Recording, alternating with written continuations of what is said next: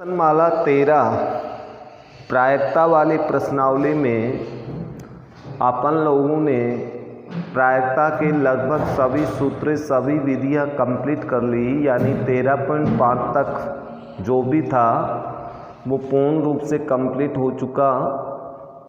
अब विविध प्रश्नमाला के अंदर इन सभी प्रकार के प्रश्नों का समावेश होगा तथा कुछ विशेष प्रश्न भी हैं जिनमें आपको थोड़े से दिमाग की आवश्यकता होगी।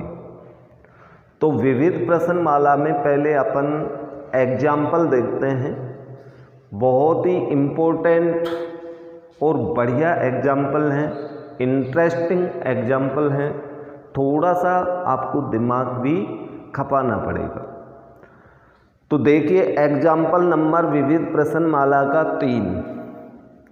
शेष 2 एग्जाम्पल तो आप लोग कर सकते हैं, समझ सकते हैं। तो पहला दूसरा एग्जाम्पल आप करना, तीसरा एग्जाम्पल आपको बता रहा हूँ एग्जाम्पल नंबर 3। थोड़ा सा आज मौसम की वजह से वीडियो के अंदर प्रॉब्लम भी आपको दिखाई देगी, कुछ प्रकाश की कमी है, तो आप लोग एडजस्टमेंट कर लें। थोड़ा सा मेहनत और कंसंट्रेट होकर के पढ़ाई करें। तो एग्जाम्पल नंबर 3 है, एक निशानेबाज के लक्ष्य भेदन की प्रायिकता 3/4 है। लक्ष्य भेदन की प्रायिकता 3/4 है। वह कम से कम कितनी बार गोली चलाए कि लक्ष्य को कम से कम एक बार भेदने की प्रायिकता 0.99 से अधिक हो। प्रश्न दिखने में तो बिल्कुल छोटा सा दिख रहा है, लेकिन दिमाग आपको लगाना होगा। देखिए कम से कम कितनी बार गोली चलाए। अब गोली चलाने की संख्या अपन को निकालनी है, तो अपन सबसे पहले ये मान लेते हैं कि माना गोली n बार चलाता है। अब n बार चलाता है तो ये निसंदेह n बार गोली चलाना एक बर्नौली परीक्षण होगा। क्यों? क्योंकि इसमें लक्ष्य भेदन, चाहे वो कितनी भी बार गोली चलाए, लक्ष्य भेदन की प्रायिकता 3/4 रहेगी और लक्ष्य न भेदने की प्रायिकता 1/4 रहेगी। अर्थात इसमें सफलता असफलता 2 ही है, लक्ष्य भेदना, लक्ष्य न भेदना। हर परीक्षण में उनकी प्रायिकता सेम होती है। n बार यानी निश्चित संख्या में गोली चलाता है तो बर्नौली परीक्षण हुआ। इसलिए n बार गोली चलाना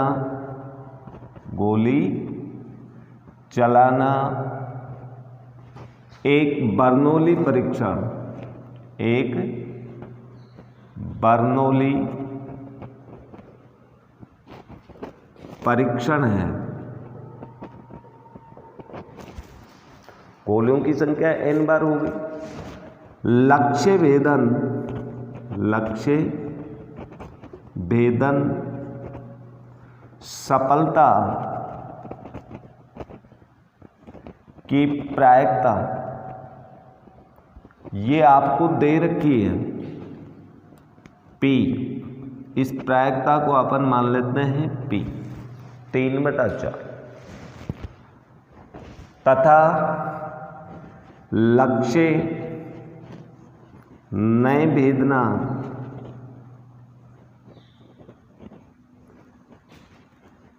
असफलता की प्रायिकता ये अपन को निकालनी पड़ेगी। Q और Q मीन्स होता है 1 - P और 1 - P मीन्स 1 - 3/4 मीन्स 1/4। सफलता असफलता दोनों आ गई, अर्थात द्विपद बंटन, यदि इसकी द्विपद बंटन b बनाएं तो n p का मान 3/4, ये द्विपद बंटन बनेगा। अब इसके पश्चात द्विपद बंटन से प्रायिकता, द्विपद बंटन से प्रायिकता ज्ञात करें अपन, तो अपने पास ये सूत्र होता है कैपिटल X स्मॉल x की प्रायिकता NCX इंटू P की पावर N इंटू Q की power N minus X।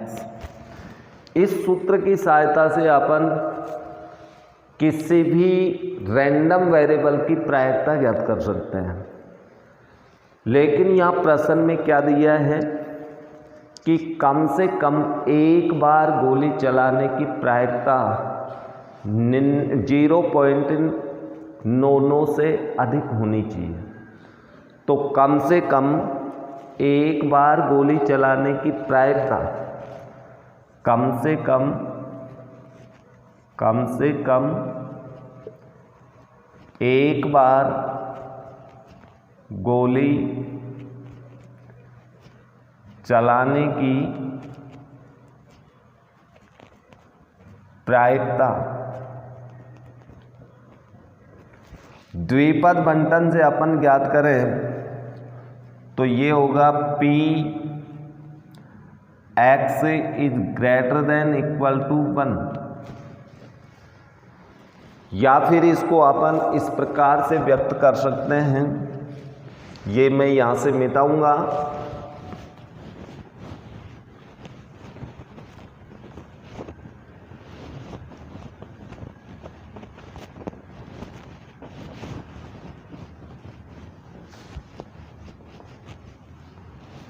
P का मान 3/4 है, Q का मान अपने पास 1/4 है। इसी चीज को मैं लिख रहा हूं P x is greater than equal to 1 का अर्थ होता है 1 माइनस P x बराबर 0। इसको हम ऐसे लिख सकते हैं, या 1 माइनस पी एक्स बराबर 0 मीन्स होगा NC0 इंटू पी मीन्स 3/4 की पावर 0 इंटू 1/4 की पावर n-0, या 1 माइनस NC0 का मान 1, 3/4 की पावर 0 मीन्स 1 इंटू 1/4 की पावर n, या फिर 1 माइनस 1/4 की पावर n, ये प्राप्त हुआ। लेकिन प्रश्नानुसार क्वेश्चन क्या कह रहा है कि कम से कम एक बार लक्ष्य भेदन की प्रायिकता 0.99 से अधिक होनी चाहिए। तो इसका अर्थ ये हुआ कि Px is greater than equal to 1 is greater than 0.99, ये अपन को दिया हुआ है, इसमें मान रख दीजिए। अब इसमें मान रखे तो हमारे पास मान देखिए कितना आता है, इसका मान 1 माइनस 1/4 की power n is greater than 0.99। इसे पक्षांतरण कीजिए, पक्षांतरण करोगे तो 1 माइनस 0.99 इज ग्रेटर देन, इस पद को इधर ले जाएंगे, ये धनात्मक हो जाएगा की पावर n, या फिर 1/4 की पावर n ये मान बड़ा है, ये मान छोटा है, तो लेस देन 1/4 की पावर n लेस देन, यहाँ पर देखिए कितना मान है, एक में से ये घटाएंगे तो 0.01 हमें प्राप्त होगा। इसका मान ये होना चाहिए, 0.01 से ये मान छोटा होना चाहिए। और ये मान छोटा कब होगा, इसके लिए अपन को उत्तर निकालना पड़ेगा। इसको हल करें तो अपने पास 1/4 की power n is less than 0.01, या इसको आप पॉइंट हटा करके भी लिख सकते हो 1/100। अब इसको हल करें, क्रॉस मल्टीप्लाई करें तो 100 इज लेस देन 4 की पावर n। इस तरह से हल होगा, या फिर 4 की power n is greater then 100, ये 100 से बड़ा होना चाहिए। वज्र गुणन कर दिया इसको। अब इस असमीका के अंदर n का ऐसा मान रखें जो कि इस असमीका को संतुष्ट करे। तो आप यहाँ पर लिखेंगे n बराबर 1, 2, 3। ये मान असमीका के मान को संतुष्ट नहीं करते, यानी n 1, 2, 3, 1 रखें तो 4 आता है, 2 रखें तो 16 आता है, 3 रखें तो इसका मान 64 आता है। लेकिन इससे ये संतुष्ट नहीं होता। n बराबर मान असमीका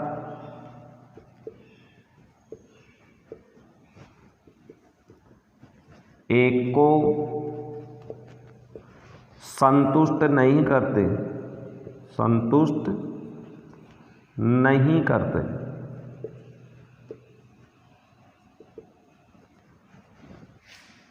इसलिए n बराबर 4, 5, 6 असमीका को संतुष्ट करते हैं, असमीका को संतुष्ट करते हैं। अर्थात गोले 4 बार, 5 बार, 6 बार या इससे अधिक बार चलाएं तो लक्ष्य भेदन की प्रायिकता 0.99 से अधिक हो जाती है। इसलिए कम से कम गोली आपको 4 बार चलानी, कम से कम देखें इसमें तो 4 से अधिक बार गोली चलाएं लक्ष्य भेदन हो जाता है। लेकिन अपन को तो कम से कम निकालना है, तो कम से कम n का मान 4 है जो कि इस असमीका को संतुष्ट करता है। इसलिए आप लिखेंगे, इसलिए कम से कम गोली लक्ष्य भेदन के लिए 4 बार चलानी होगी।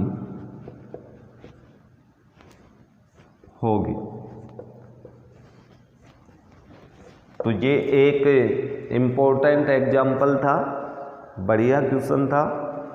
इसके बाद में अगला एग्जाम्पल, वो भी काफ़ी इम्पोर्टेंट एग्जाम्पल है। तो अगला एग्जाम्पल दिया है आपको एग्जाम्पल नंबर 4 कि A और B, यानी A और B 2 खिलाड़ी हैं जो बारी बारी से एक पासे को उछालते हैं। जब तक कि उसमें कोई एक पासे पर 6 का अंक प्राप्त करके जीत नहीं जाता, खेल प्रारंभ रहता है।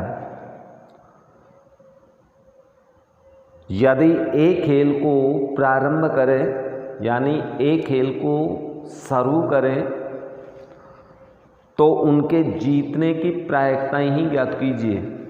क्वेश्चन ये भी काफ़ी बढ़िया क्वेश्चन और इम्पोर्टेंट क्वेश्चन है। ए और बी एक खेल खेलते हैं पासा उछाल के, और पासे उछालने में वो बारी से उछालते हैं। यदि पासे पर 6 का अंक आ गया किसी के भी पास तो वो खेल को जीत जाता है। और एक खेल को प्रारंभ करें तो उनके जीतने की प्रायिकताएं ही बताइए। तो यहाँ पर एक खेल को प्रारंभ करेगा तो ए पहली बार जीत सकता है, और यदि ए पहली बार में हारे तो बारी बी की आएगी, बी उसको जीत सकता है। लेकिन तीसरी बार ए का नंबर आएगा यदि बी हारेगा पहली बार तो फिर बी का नंबर आएगा, ए का नंबर आएगा। लेकिन इसको करने से पूर्व इस एग्जाम्पल में एग्जाम्पल नंबर 4 पासे के अंदर प्रतिदर समष्टि अपन जानते हैं 1 2 3 4 5 6 होता है, इसलिए अंक 6 की प्रायिकता, अंक 6 आने की प्रायिकता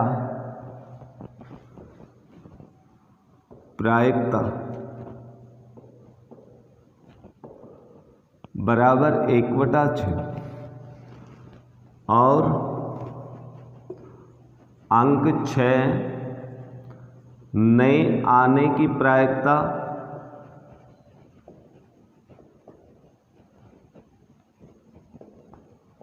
-1/6 यानी 5/6।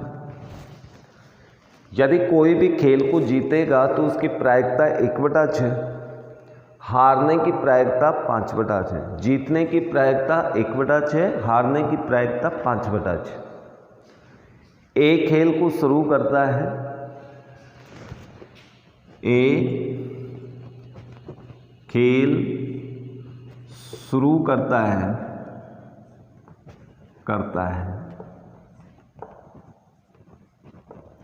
तब ए पहली बार जीत सकता है, पहली बार जीतने की प्रायिकता,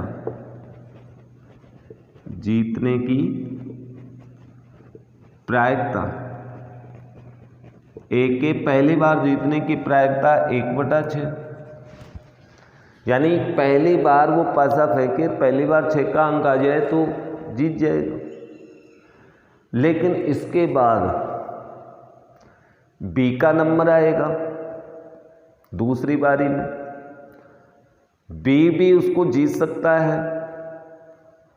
लेकिन मान लो कि बी उसको हारे तो तीसरा नंबर ए का आएगा, यानी तीसरी बार फिर ये खेल सकता है, पासा फेंक सकता है। तीसरी बार जीतने की प्रायिकता, तीसरी बार इसका नंबर तभी आएगा जब ये पहली बार खुद हारे, दूसरी बार बी हारे, तब तीसरा नंबर इसका होगा। यदि बी जीत गया तो इसका तीसरा नंबर नहीं आएगा। इसलिए पहली बार ये खुद हारता है, दूसरी बार बी भी हारता है, तो हारने की प्रायिकता ये हुई। तीसरी बार ये जीत सकता है 1/6। तो कुल मिलाकर के अपने पास 5/6 की पावर 2 इंटू 1/6। ओके, इसके बाद इसका 5वां नंबर आएगा, 5वीं बार जीतने की प्रायिकता। 5वीं बार इसका नंबर तभी आएगा जब पहले 4 बार उछालों में हार हुई हो, यानी ये खुद पहली और तीसरी में हारे और बी दूसरी और चौथी में हारे, तो इसका अर्थ ये हुआ कि 4 बार इनकी हार होगी, हार की प्रायिकता 4 बार, तो ये 5वीं बार जीत सकता है। अर्थात कुल मिला के 5/6 की पावर 4 इंटू 1/6, ये इसकी प्रायिकता होगी। और ये खेल इसी तरह से चलता रहेगा अंत तक। जहां भी 6 का अंक आएगा खेल खत्म हो जाएगा। इसलिए ए के जीतने की प्रायिकता, इसके जीतने की प्रायिकता होगी, पहली बार जीत सकता है प्लस तीसरी बार जीत सकता है जिसकी प्रायिकता ये है 1/6, प्लस 5वीं बार जीत सकता है, इसकी प्रायिकता ये है, प्लस ... अर्थात ये अनंत पदों के अंदर ये एक श्रेणी बनेगी। अब इस श्रेणी को देखते हैं ये किस टाइप की है। अर्थात ये जो प्रश्न है एक मिक्सिंग प्रश्न है, और इस मिक्सिंग प्रश्न के अंदर आपकी 11वीं कक्षा की जो सीरीज वाली प्रश्नमाला है उसका मिक्सिंग है। तो ए के जीत की प्रायिकता ये हो गई। अब ए के जीत की प्रायिकता पूर्ण रूप से अपन निकालेंगे तो देखिए क्या आती है। अब ये प्रश्न पूरा बोला गया तो आपके समझ में आ गया होगा कि किस तरह से किसकी बारी आएगी। यहाँ पर सभी पदों में 1/6 सार्व है, तो अंदर पहले पद में 1 बचा, दूसरे पद में 5/6 की पावर 2, प्लस तीसरे में 5/6 की पावर 4, प्लस ... ये एक अनंत पदों की श्रेणी बन गई, अनंत पदों की, और ये गुणोत्तर श्रेणी है, गुणोत्तर श्रेणी, जिसका पहला पद 1 है, सार्व अंतर 5/6 का होल स्क्वायर, जहां a बराबर 1, r बराबर 5/6 की पावर 2। सार्व अंतर निकाले, यानी दूसरे पद में पहले पद का भाग दें या तीसरे पद में दूसरे का भाग दें, तो ये सार्वांतर हो गया।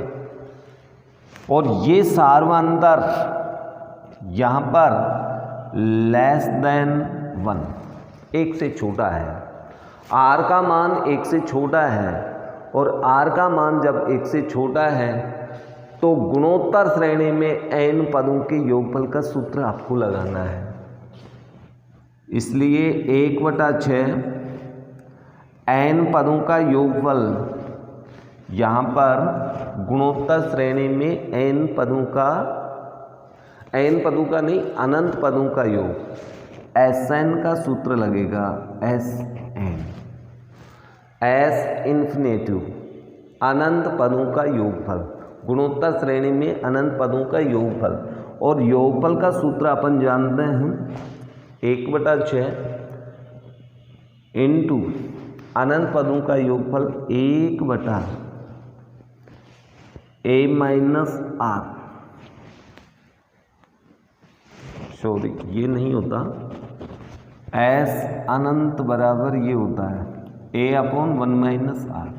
जब r का मान 1 से छोटा हो तो इस सूत्र के प्रयोग से अपन इसका मान निकालें, तो यहाँ डायरेक्ट ही अब मैं मान रख देता हूँ। मान रखेंगे तो अपने पास 1 के जीत की प्रायिकता 1/6 गुणा यहाँ पर मान रखेंगे एस अनंत, एस इंफिनिटिव 1/6 गुणा ए का मान 1/1 माइनस ये 5/6 की पावर 2। इसको हल करते हैं तो इसको हल करने पर हमें ए के जीत की प्रायिकता प्राप्त होगी। ए के जीत की प्रायिकता 1/6 इंटू 1 लघुत्तम अपना 36 आएगा, 36 माइनस 25। इसे हल करेंगे तो 1/6 इंटू 36 ऊपर चला जाएगा, नीचे 11 बचेगा। ये 36 तो ऊपर जाके गुणा हो जाएगा, 36 में से 25 घटाएंगे 11। फिर इसको हल करते हैं 6/11 अर्थात ए के जीत की प्रायिकता 6/11 और बी के जीत की प्रायिकता, जब इसकी जीत की प्रायिकता ज्ञात करेंगे तो अपने पास ये तो ए के जीत की प्रायिकता आ गई, लेकिन यहाँ पर दो ही व्यक्ति हैं ए और बी, तो दोनों के जीतने की प्रायिकता का योगफल 1 होगा और 1 में से 1 ही घटा देंगे तो बी के जीत की प्रायिकता बचेगी 1 माइनस ए के जीत की प्रायिकता। इस सूत्र का प्रयोग करना है तो 1 माइनस 6/11 बराबर 5/11। इस तरह से इस क्वेश्चन के अंदर एक अनंत पदों की गुणोत्तर श्रेणी का मिक्सिंग किया हुआ था। तो एक इम्पोर्टेंट प्रश्न की ओर संकेत है। उदाहरण नंबर 5 भी इम्पोर्टेंट क्वेश्चन है। यदि एक मशीन समुचित ढंग से स्थापित होती है तो स्वीकार्य कार्य 90% उत्पादित करती है। स्वीकृत वस्तु 90% उत्पादित करती है। और यदि समुचित ढंग से वो स्थापित नहीं होती तो स्वीकृत वस्तु केवल 40% उत्पादित करती है। यदि मशीन का समुचित ढंग से स्थापना 80% हुआ है, 80% है, यदि एक निश्चित स्थापना के बाद भी मशीन स्वीकार्य वस्तु उत्पादित करती है तो समुचित मशीन के समुचित स्थापित होने की प्रायिकता ज्ञात कीजिए। देखो यहाँ पर मशीन की स्थापना करना एक प्रतिदर्श समष्टि है। तो प्रतिदर्श समष्टि में दो ही घटना है, समुचित ढंग से स्थापित करना, समुचित ढंग से स्थापित नहीं करना। अब उसके बाद में आता है कि स्वीकार्य वस्तु उत्पादन करना उसके संगत एक घटना है। प्रतिदर्श समष्टि के संगत एक घटना है। यदि स्वीकार्य वस्तु हमें प्राप्त होती है तो मशीन के समुचित ढंग से स्थापित होने की प्रायिकता ज्ञात कीजिए। तो अपन यहाँ पर मान लेते हैं, माना मशीन का समुचित स्थापना घटना ए और मशीन का समुचित ढंग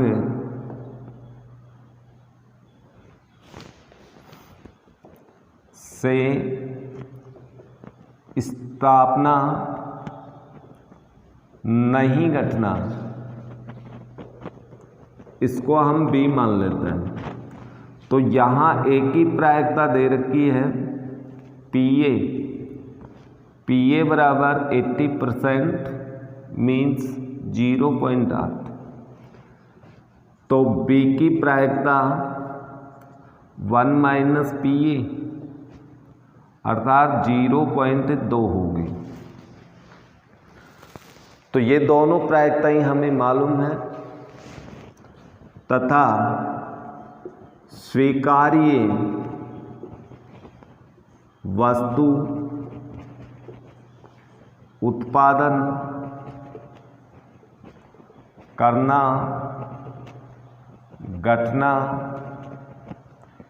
ई है। अब यहाँ पर एक प्रश्न आता है कि मशीन के द्वारा स्वीकार्य वस्तु उत्पादित होती है तो समुचित ढंग से स्थापित होने की प्रायिकता ज्ञात कीजिए। तो प्रतिदर समष्टि का विभाजन तो दो ही घटनाओं में हुआ था। ये स्वीकार्य या अस्वीकार्य वस्तु उत्पादन करना तो इसके संगत एक घटना है। अब ये वाली घटना घटित हो गई, फिर भी प्रतिदर समष्टि की किसी घटना की प्रायिकता ज्ञात करें तो यहाँ पर बेज प्रमेय का प्रयोग होगा।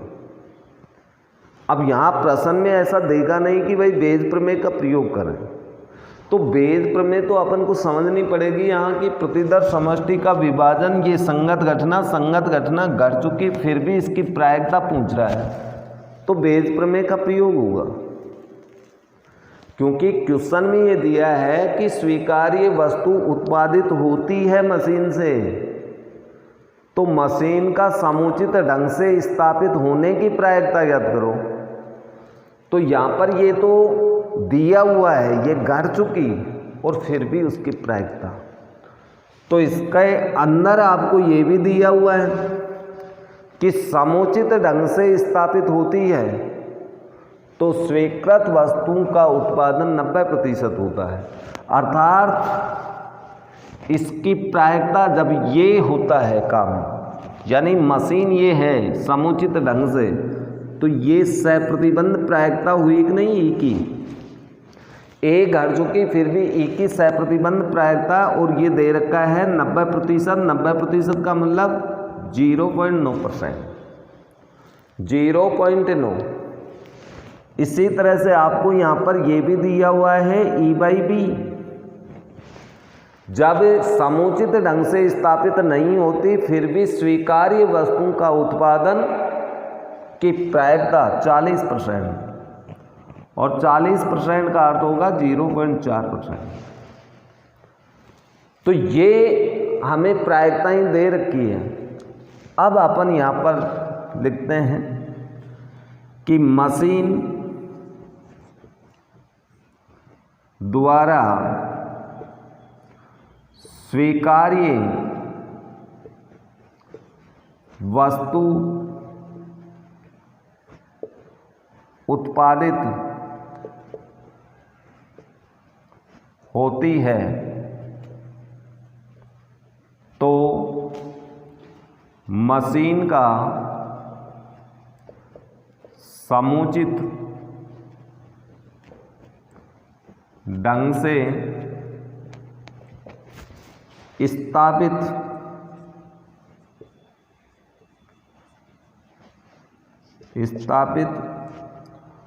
होने की प्रायिकता, ये तो आपको लिखना पड़ेगा। प्रायिकता बेज प्रमेय से, तो यहाँ हमें बेज प्रमेय का प्रयोग करना पड़ेगा। अब बेज प्रमेय से अपन निकालें तो PA/E की प्रायिकता ज्ञात करनी पड़ेगी, और इसका अर्थ होगा कि PA dot PE/A, PA dot PE/A plus PB क्योंकि घटना ही दो है, पी ए बाई बी। इसमें मान रख दीजिए, अपने पास उत्तर आ जाएगा। अब इसमें मान रखेंगे तो ये उत्तर प्राप्त होगा।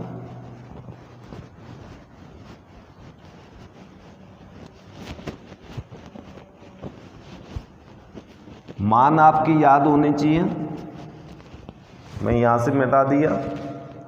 पी ए बाई ई बराबर पी ए का मान 0.8 था इनटू ए बाई ए का मान 0.9, तो 0.8 इंटू 0.9 प्लस 0.2 बी की प्रायिकता, और ए की सह प्रतिबंध प्रायिकता जब बी घट चुकी है तो 0.4 थी, बराबर ये 0.72 ये 0.08 बराबर 0.72 ये 0.80। पॉइंट से पॉइंट कट गया तो अपने पास ये प्राप्त होगा। चलो यही लिख देता हूं, 72/80 या फिर 7.2/8 0.9। तो 0.9% आपकी इसमें प्रायिकता होगी, ये उत्तर होगा।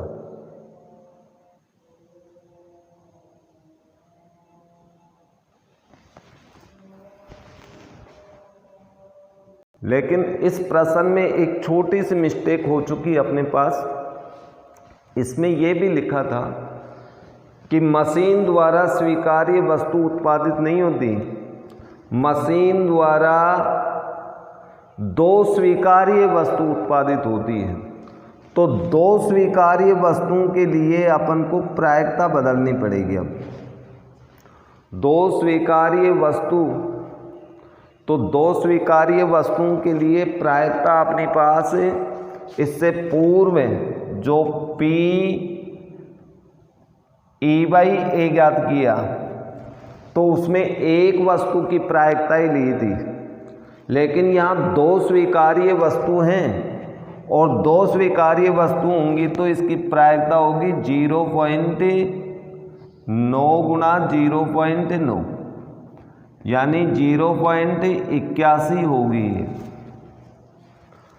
और P E बाई बी का मान, यहाँ भी दो स्वीकार्य वस्तु हैं, तो दो स्वीकार्य वस्तु हैं तो 0.4 गुणा 0.4 यानी 0.16 इसकी प्रायिकता होगी। तो आप यहाँ पर जब मान रखो उस समय यहाँ पर ये मान रखेंगे, इसमें आपका 0.9 इंटू 0.9 और ये भी 0.9 इंटू 0.4, दो स्वीकार्य वस्तुओं के लिए। यदि तीन स्वीकार्य वस्तु उत्पादित, यहाँ पर ये शब्द बदला हुआ है तो यहाँ ये इम्पोर्टेंट था। शेष कार्य यदि एक वस्तु होती तो ये एक बार ही होता सह प्रतिबंध प्रायिकता, लेकिन दो स्वीकार्य वस्तु हैं तो सह प्रतिबंध प्रायिकता में आपको डबल गुणा करना पड़ेगा। ओके, तो अब इसको हल करेंगे अपन। तो यहाँ पर ये इस प्रकार से आएगा, हल करने पर ऊपर गुणा करें अपन तो ऊपर अपने पास देखिए क्या आएगा, 9 8 72, 72 को 9 से गुणा करें, 9 दूनी 18, 9 7 63, 1 64, 3 अंक पहले पॉइंट बटा ये 0.648, ये प्लस इनको भी गुणा करें, 16 16 दूनी 32, 0 योग करने पर 648 बटा 0 पॉइंट इनको जोड़ेंगे तो ये हो गया 680, पॉइंट से पॉइंट कट जाएगा, 648 बटा 680 अब इनको भाग दे कर के काट लें, 4 का भाग चला जाएगा, 16 चौक 64, 2, 4 का भाग देंगे तो इसमें 17 चौक 68, फिर 2 का भाग चला जाएगा, 8 1 बटा, इसमें 2 का भाग देंगे, 8 दूनी 16, 5 85, 81 बटा 85 इसमें प्राप्त होता है। तो ये काट लेना, आपके पास लगभग आंसर बुक में यही आ रहा है, आगे काटोगे तो ये हो जाएगा। तो इस प्रश्न को आप जो त्रुटि हुई थी उसको सुधार लेना, P E by A by B का मान ये होगा। तो ये मान बेज प्रमेय में रखोगे, 2 स्वीकार्य वस्तु यहाँ पर मैंने लिख दी हैं 2, एक स्वीकार्य वस्तु होती तो पहले वाला होता, लेकिन क्वेश्चन में 2 स्वीकार्य वस्तु दी, इसलिए हमारे पास उत्तर ये होगा। Okay, question number 7। Question number 7 है कि एक पासे को बार बार तब तक उछाला जाता है जब तक उस पर 3 बार 6 का अंक प्राप्त नहीं हो जाता। 6 का अंक 3 बार नहीं प्राप्त हो जाता। इस बात की क्या प्रायिकता है कि तीसरा 6 का अंक उसे छठी उछाल में प्राप्त हुआ, तो इस बात की प्रायिकता। लेकिन इस प्रश्न को हल करने से पूर्व अपन वही मानेंगे कि s बराबर यहाँ पर पासे में अपन जानते ही हैं 3 4 5 6, इसलिए अंक 6 की प्रायिकता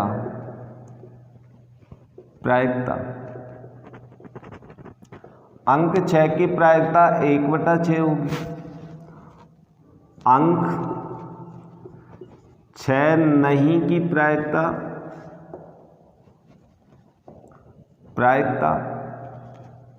इसकी प्रायिकता होगी 1 - 1/6 बराबर 5/6। अब प्रश्न ये कह रहा है कि 3 बार 6 का अंक नहीं आ जाए तब तक उछाला गया, और उसे छठी उछाल के अंदर 3 बार 6 का अंक आने की प्रायिकता ज्ञात करो। छठी उछाल, इसका मतलब ये हुआ कि जब तक वो 5 बार उछालता है पासे को, 5 उछालों की बात करें, छठी की नहीं कर रहे अपन, 5 उछालों की बात कर रहे हैं। यदि 5 उछाल करते हैं अपन, 5 बार पासा उछालते हैं, फेंकते हैं, तो हमें अधिकतम 6 का अंक 2 बार ही प्राप्त होता है। 2 से ज़्यादा तो प्राप्त नहीं होगा। 3 बार प्राप्त होता तो वो छठी बार नहीं उछालता, क्योंकि 3 बार अंक आ गया वहीं पासा उछालना बंद हो जाएगा। पासा बार बार तब तक ही उछाला जाता है जब तक 3 का अंक नहीं आ जाता। इसलिए 5 उछालों में अधिकतम 6 का अंक 2 बार हुआ। तो 5 उछालों की बात करते हैं अपन, तो यहाँ पर लिखेंगे चूंकि 5 उछालों में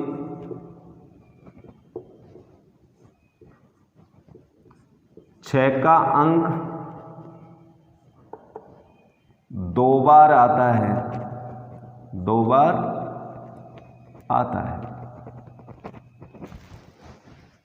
अधिकतम 2 बार आता है। इसलिए 5 उछालों में 6 अंक की प्रायिकता, इसलिए 5 उछालों में अंक 6 आने की प्रायिकता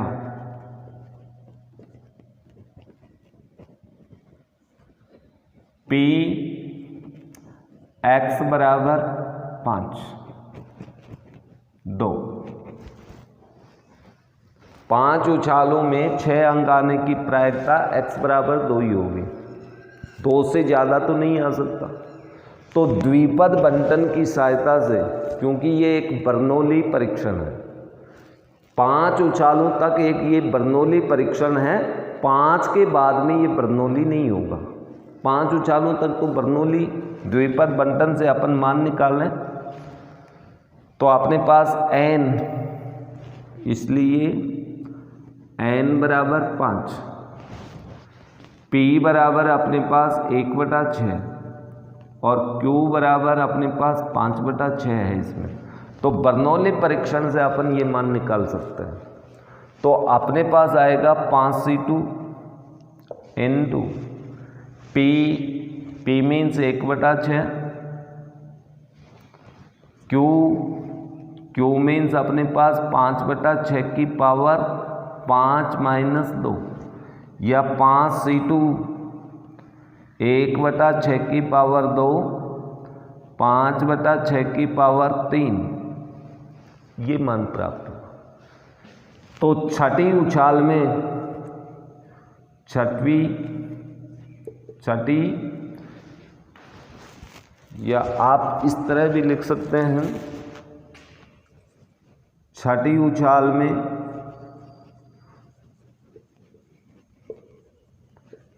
6 अंक आने की प्रायिकता। अब देखिए 5 उछालों में तो अपने पास आ ही गई 5 उछालों की प्रायिकता, यानी px बराबर 2 इंटू छठी उछाल। 5 उछालों की तो ये हो गई, या 5 उछालों की अपन यहाँ पर लिखें तो डायरेक्ट यही मान रख दें, 5c2 इंटू 1/6 की पावर 2 इंटू 5/6 की पावर 3 इंटू छठी उछाल में 1/6 हो गई। अब इसको हल करें अपन तो 5c2 का मान होगा अपने पास 10, 5c2 का मान 10, ऊपर हल कर देता हूँ।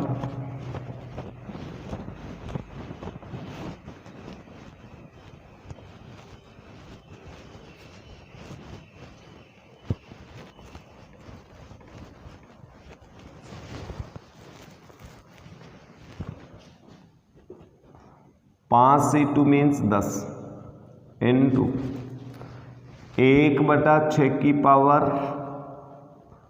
2 5/6 की पावर 3 गुणा 1/6, कुल मिला के 10 इंटू 5 की पावर 3/6 की पावर 6, 5 हो गई ना, 6 की पावर 5, या 10 इंटू 125 अपॉन 6 की पावर 5 मीन्स होगा 216 इंटू 36 बराबर 1250 बटा 36 को इससे 216 से गुणा करो, 6 6 36, 3 9 12 18, 3 1 4, 3 दूनी 6 6 7 6 7 7 7,776 आ रहा है, 7,776, 6 की पावर 5 ही आएगा ये। देखिए 2 घात ये 1 घात ये 6 हो गई घात, 6 की पावर 6 हो गई भाई, 2 घात यहाँ से, 3 घात ये और 1 घात ये, तो 6 घात हो गई। 6 घात का मतलब 216 इंटू 216, अर्थात इसको 6 से और गुणा कर देता हूँ, 7 का 6 6 36, 42 3 45 हासिल 4, 42 46 हासिल 4, 42 46 46,652, 656 आएगा, 46,656, 46,656। अब जो करता है वो काट लीजिए, यदि आप 2 से काटना चाहें तो 2 से तो ये कट जाएगा, 2 का भाग देंगे 625, 2 का भाग इसमें दें तो 23, 3, 2 एकम 2, 8। तो ये अपना उत्तर होगा, आगे ये संख्या कटेंगी नहीं, तो इस प्रकार से अपना उत्तर होगा। ये 7वां प्रश्न है विविध प्रश्नमाला का, क्योंकि ये एक अलग टाइप का प्रश्न था इसलिए बता दिया। और आज थोड़ा सा मौसम ख़राब होने की वजह से रूम के अंदर थोड़ा अंधेरा है, लाइट की प्रॉब्लम है, इस वजह से आज केवल इतना ही पढ़ा पाएंगे। शेष अपन नेक्स्ट वीडियो के अंदर देखेंगे। विविध प्रश्नमाला में आप लोग प्रश्नों को निकाल के देखना, और जो प्रश्न नहीं आए वो आप लोग पूछना। पूर्व वीडियो में आपको पहले भी बताया, कोई भी प्रश्न आप पूछें, प्रश्न संख्या और एक्सरसाइज नंबर अवश्य डालें। ओके।